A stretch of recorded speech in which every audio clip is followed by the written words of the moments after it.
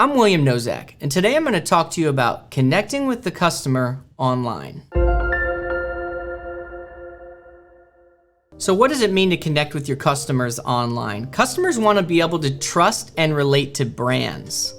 They don't want to just see deals all the time or what you have to say. They want to see themselves in your brand. So connecting with your customers should be the primary objective. We want them to fall in love with us, feel like they're betraying us if they use a competitor. So you can miserably fail at this, or you can succeed based on how well you connect with your customers online. How does your business benefit, right? Because at the end of the day, a lot of the things, or most of the things we do in marketing, they do really need to lead to leads and sales. Customers that you connect with are more likely to return, and brand awareness grows. So your impression load grows, your branded term volumes grow. How many people actually go to Google and search your name or your product's name or your specific service? We can look at those volumes, and when we see those volumes grow, this is a good thing. Why? Because when someone searches your brand name, they already know who you are and what you offer, and that means to me that they probably want to buy from us. So this is a really good volume to look at, maybe even a KPI. And it's going to help people talk about us. We always want to have referrals coming in, word of mouth business. That's like a bedrock of a business. Referrals aren't really scalable. I can't click anything on and get more referrals. I can do more of a certain activity to get more referrals, such as improve my service or my product. I can maybe have more meetings with people and talk more about our service and have those clients in those meetings that talk to other people that are potential buyers and see my referral volumes go up. There are things I can do to cause more referrals to come in, but referrals in itself really isn't a scalable thing. We look at organic really is not that super scalable. A lot of times anything that we can click something on, do more of it, and get more leads, now that is a scalable action. Trust and brand awareness increase your positive customer interactions, and positive customer interactions lead to tens of good reviews, hundreds of good reviews, thousands of good reviews. So when we're thinking about how we can interface with these clients, you got to think outside the box. Don't use a script when it's possible. We will always want to be able to and willing to get outside of scripts to interface with clients. Always respond to clients, always, negative and positive, and it's always in a positive way. Not just for that user, but because every other user is going to see how you interacted with that person that probably said some inaccurate things, or maybe even some accurate things about your service or your team. Always go above and beyond. If anything is visible online, the worst thing you can do is underperform, underdeliver, overpromise. You really want to over-deliver and go above and beyond for clients, especially from a digital perspective. We want to look like we're always, our best clients, our worst clients, we're always going to go above and beyond for them. And we want to cultivate relationships. This is through LinkedIn, Facebook. And we don't want to be intrusive or stalker-like. We want to connect with people in appropriate channels. And that's through social media, connecting business to business, connecting executives to executives, things like that. So you have to be active on social media. You have to use the platforms where your buyers are located. It's a search hustle. It's a hustle. You're always hustling. You're finding areas to find new pockets of potential users and to get information to these current users and future users. So show them your appreciation at all turns. You can never show a client enough appreciation. It always pays dividends. And then when you can, send out surveys. Surveys are going to give us really good qualitative information. Business owners and marketers are not downstream as much as they think they are. They oftentimes think that they're downstream and they know what the client wants and what the needs should be and how the service and the product should be modified. The truth is we get a lot of that information from our reviews. We get a lot of that information from our surveys, where the competitive intelligence reports, where competitors are going, where people are spending their dollars. There are different ways to connect online. So there are lots of ways. Remember, there isn't a single best way. Just find that way that your end user needs. Oftentimes, a competitor might be using a way. Here's a prime example. we have a Slack channel. We add marketing managers and people that we interface with our clients. Whoever that point man is, if they want to be added to our Slack channel, we create a channel for them and we put them in that channel and we communicate with them in real time. There are many ways that your end user wants to be interfaced with. Find those channels and add those to your game. Avoid scripts. Customers trust and recognize brands that are able to connect with a specific trait. So find out what's important to them. Some people call this the Dream 100. Find the 100 people you're going to build your business around. Each salesman may have like 100 people or 1,000 people.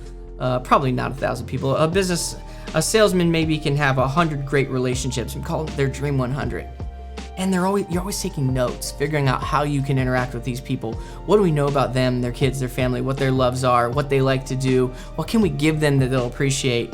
This one-size-fits-all script when you're interfacing with people that can potentially say, hey, we're no longer buying from you, not good. Always respond to your customers. You don't want to leave the good ones. You don't want to respond to the good ones and not respond to the bad ones, or vice versa. You want to respond to all of them. And you always want to be cordial and thankful and never combative and never saying it's your fault, it's not ours, you said this, we did that. It all's thrown out the window. It's not a court. There is no jury and a judge. It's really someone left you a 1-star review, that's their right. And now we need to, because we didn't do the things to fix it before it got online, we didn't diffuse it, our salespeople, our team didn't diffuse it, then now we have the wreckage of that not taking place already. Now we have no choice but to be cordial and say, it's always our goal to be a 5-star, 4 or 5-star company, and please contact us so that we can continue the dialogue, things like that. Because people are going to read your response. That person probably won't. They don't care. They hate you.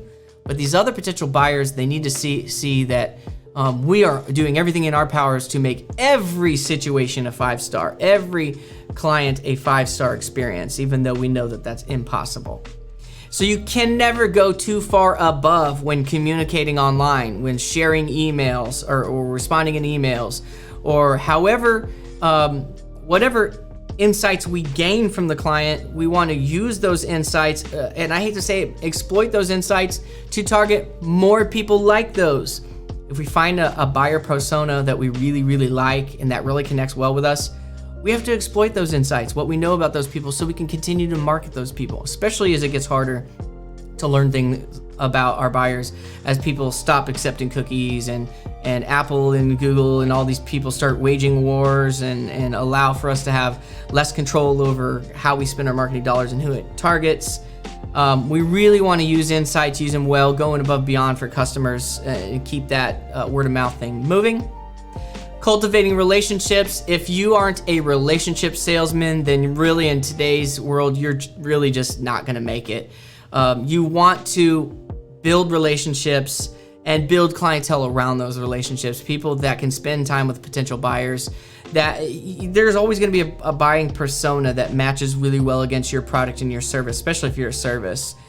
So we never want to stop learning about our customers. We want to take detailed information. It can't be in your head.